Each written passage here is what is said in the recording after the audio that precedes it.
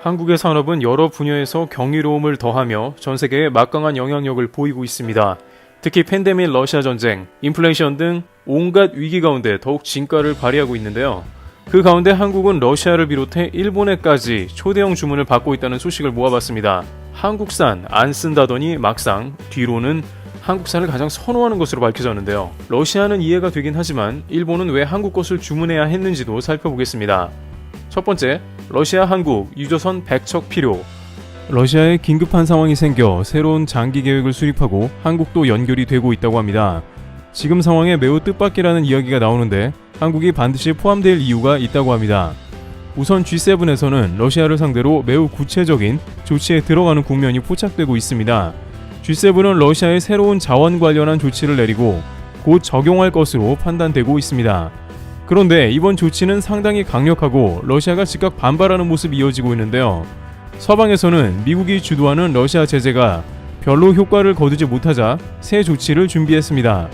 실제 러시아 사태 이후 미국은 러시아 제재를 내렸고 각국은 러시아와 금융 거래는 물론이고 다양한 수출입 품목의 무역이 사실상 금지되는 등 러시아 경제 제재에 들어가는 상황이었는데요. 하지만 문제는 그럼에도 불구하고 러시아에서는 사상 최대의 자원 판매 수입을 올리고 있었습니다. 협회 엘리나 리바코바 차석 이코노미스트는 러시아에 현금이 넘쳐나고 있다고 말했습니다. 미국 월스트리트 저널도 러시아를 겨냥한 서방의 에너지 제재가 현재로선 효과가 없다고 지적했습니다. 국제에너지기구 IEA는 러시아가 올해 7월 원유, 석유 제품을 하루 740만 배럴씩 수출했다고 집계했습니다. 이는 미국, 유럽연합 등의 제재에도 작년 말보다 겨우 60만 배럴 정도 줄어든 규모입니다.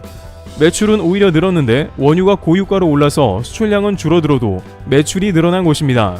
미국 정부는 이에 대해 의문을 품었는데 인도나 중국이 아무리 원유를 사들여도 불가능한 수치라는 것입니다. 그런데 최근 영국 파이낸셜 타임즈 등에 따르면 러시아는 가스와 원유 판매가 불가능해졌지만 이것을 중국이 중간에서 다양한 나라들에게 되팔아 제재를 회피해간 것으로 알려진 것입니다. 러시아는 중국의 도매급 가격으로 넘기고 중국은 이윤을 붙여 다양한 나라에 공급하는 방식입니다. 서방에서는 중국 무역은 제재하지 않고 있기 때문에 이러한 방식이 가능했던 것으로 판단하고 있습니다. 미국에서 황당한 점은 이러한 원유와 가스 등이 유럽 등 서방에도 그대로 흘러갔다는 점입니다. 특히 현물에서 나오고 있는 물량에 대해서 유럽에서는 닥치는 대로 사들이고 있기 때문에 러시아만 아니라면 모든 물량에 대해서 제대로 확인할 겨를조차 없는 상황인 것입니다. 중요한 것은 어떻게든 러시아와 중국에서 제재를 해볼 테면 해봐라 라고 나오는 것입니다. 이는 미국의 경제 패권을 벗어나고 궁극적으로는 중국이 부상하려고 하는 의도라고 지적했습니다. 게다가 미국에서는 원유 증산을 요청하고 있어도 사우디가 제대로 협조를 안 하는 것이 문제입니다. 사우디만 제대로 원유 증산을 해줘도 상당히 기름값에 기여할 수 있는 시장 상황이지만 빈살만 왕세자는 푸틴과 긴밀하게 연결되어 있어 미국의 협조를 거의 하지 않고 있는 것입니다. 사우디는 증산을 거의 하지 않았고 오히려 바이든이 다녀간 다음에 감산을 해버렸습니다. 사우디 역시 원유값 상승으로 이득을 보고 있으니 원유 가격을 하락시킬 이유가 없다는 것입니다. 이를 본 미국 입장에서는 이제 특단의 조치를 취하지 않으면 안 된다고 판단을 한 것인데요. 미국의 목적은 애초에 러시아 돈줄을 말려버리고 치명적인 경제적 타격을 주지 않은 것이었습니다. 또한 러시아산 원유를 구입한다면 전쟁에 쓰인다며 이를 차단해야 한다고 주장했습니다. 또한 미국은 좀 더 원활한 원유 공급을 위해서 베네수엘라 제재까지 해제하는 모습을 최근 보여줬습니다. 베네수엘라는 남미 제1의 산유국이나 미국 제재에 막혔지만 전격 원유 문제 해결에 투입된 것이죠. 따라서 서방에서 이렇게까지 극단적인 조치를 취하자 러시아는 매우 다급해진 상황에 이르게 되는데요. 관련 매체에 따르면 러시아 에너지 부처에서는 무조건 원유를 팔아야 한다는 지침이 떨어졌습니다. 그런데 러 에너지 부처에서는 연간 1억 1천만 톤의 원유를 무조건 팔아야 한다고 보고했습니다. 하지만 남는 원유를 수출하기 위해서 이제 러시아는 새로운 공급처를 찾아야 하는 상황이 온 것입니다. 중국의 우회 루트도 한계가 있기 때문에 새로운 에너지 운반처를 찾아야 하는 것입니다.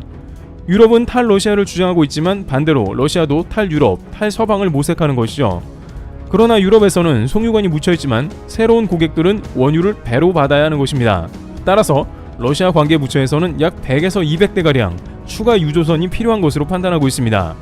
러시아는 지금까지 삼성중공업을 비롯해 현대 등 현지에서 조선소로 합작 형태의 LNG선을 만들거나 유조선을 지속적으로 한국 측에 오프한 것으로 알려져 한국의 합류 가능성이 큰 상황인 것이죠. 100에서 200대가량의 유조선을 진행하려면 한국을 향할 수밖에 없다는 이야기가 나오는 것입니다. 건조 규모나 속도, 신뢰성 등 러시아가 한국에 여전히 심각한 제재를 내리지 않는 이유입니다. 또한 최근 러시아의 LNG선 건조가 취소되었으나 이는 전쟁 후 즉시 재가동될 가능성이 매우 큽니다. 푸틴 정부에서 가장 공을 들이는 것이 북극 프로젝트이기 때문에 더욱 그러한 것입니다. 또한 앞으로 러시아 경제 제재 때문에 극심한 피해를 보기에 에너지 수출 의존도가 심해질 것입니다. 물론 당장 이런 발주가 온다고 해서 한국 측에서 응할 수 있는 것은 아닙니다. 다양한 제재가 최소 수년간 진행될 것이며 그러한 문제가 해소되어야 가능한 것입니다. 다만 한국에서는 지정학적 위치상은 물론이고 직접적으로 러시아를 척질 이유가 없습니다. 또한 현재 전 세계가 자국 이익 중심으로 움직이며 한국도 미국의 뒤통수를 맞은 상황입니다. 한국으로서는 무조건 한편에만 올인하는 형태의 외교나 무역의 위험성도 증명이 된 것입니다. 무조건 서방 제재에 참여한다고 해도 미국에서 이번처럼 얼마든지 뒤통수를 칠 수 있는 것이죠. 관계자들은 전쟁이 종료가 된다면 수년 내로 적절한 한국의 포지셔닝이 필요하다고 지적하며 추후 러시아가 해당 유조선 등 다양한 선박을 발주할 경우 적절한 국제 흐름에 따라서 협상하면서 한국 국익에 가장 보탬이 되는 방향으로 진행해 나가야 한다는 목소리가 나옵니다. 두 번째, 일본, 러시아 물량, 한국의 긴급 요청. 현재 외신에서조차 놀라고 있는 것은 한국이 한 분야도 아니고 많은 분야에서 동시에 그런다는 것이죠. 게다가 일본은 한국에 믿을 수 없는 발주를 했고 이 때문에 미국이 대폭발하는 상황도 나왔습니다. 몇몇 국가들은 오랜 기간을 고민해 오다가 한국을 갑자기 선택하는 상황이 등장하고 있습니다. 우선 최근 눈에 띄는 약 3조 5천억 원가량의 LNG 선박 수주가 미국의 엑슨모빌과 카탈에서 들어왔습니다. 대우조선해양은 이들로부터 11척의 초대형 LNG 운반선을 수주했는데 과정 자체가 흥미롭습니다. 엑슨모빌은 현재 러시아 사할린-1 프로젝트를 진행하다가 전쟁 후 곧바로 철수를 결정합니다. 약 22조 원가량이 투자되어 있는 사업을 곧바로 전환을 해야 되는 상황이 발생해 버린 것입니다. 따라서 이들은 지체 없이 항공문을 두드렸으며 초대형 발주를 하는 과정에 들어간 것인데요. 반대로 러시아에서는 서방이 급격하게 러시아 제재를 강화하고 LNG나 원유 수입을 금지한 상황이 나왔고 이제 G7을 중심으로 원유 가격 상한제를 실시해 러시아 원유 수입을 더욱 원천 봉쇄하려 하자 러시아 정부의 에너지 부서에서는 유조선이 대략 100척에서 200척까지 필요하다는 분석을 내놨습니다. 유럽의 송유관을 잠궈버린 것은 러시아이지만 어쨌든 남는 원유를 다른 고객에게 수출해야 하며 이것을 운반할 선박을 한국에서 주문해야 한다는 소식이 들려오고 있다는 것입니다. 물론 현재 러시아의 LNG 쇠빙을 비롯해서 각종 선박 발주는 취소되거나 1년가량 지연된 상태입니다. 그러나 전쟁이 마치게 된다면 한국은 러시아에서 LNG 선박 건조 재개와 더불어 유조선 발주가 예상됩니다. 이 모든 상황에서 한국이 항상 최상위 선택지에 놓여 있다는 것이 이번 러시아 사태로 더 명확해진 것이죠. 게다가 한국 쇠빙선은 인기가 많은 곳이 기존의 4척가량 러시아 물량이 취소되어 막대한 손해를 봤다고 알려졌으나 이 쇠빙선을 일본 측에서 달라고 해서 전량 일본의 선주가 바뀌면서 간단하게 해결되어 버렸습니다. 일본은 사할린2 프로젝트 등 북극 프로젝트와 관련해 철수 의사를 밝히지 않고 있는 상황으로 알려졌고 G7 등 서방의 강력한 비판을 받고 있지만 어쨌든 한국 입장에선 팔게 되어 속이 시원한 것이고 일본 입장에선 무조건 러시아 가스는 있어야 하니 한국 쇠빙이 필요한 웃긴 상황이 되어버린 것입니다. 정리하자면 러시아가 발주된 쇠빙선이 취소되었고 이것을 일본 선사가 다시 4척을 가져간 뒤에 이 배를 몰고 러시아에서 LNG를 받아오겠다는 것입니다. 이는 삼성중공업 물량으로 알려져 있는데요.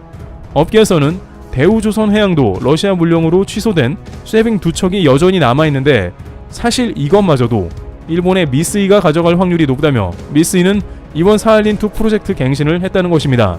일본은 러시아를 초강력 제재한다고 해놓고는 한국 LNG 쇠빙까지 싹쓸이해 러시아에 갈 모양입니다. 업계에선 어쨌거나 한국은 손해만 안 보면 되는 장사라며 그 사이 후판 가격이 올라 되려 더 비싸게 판다고 합니다.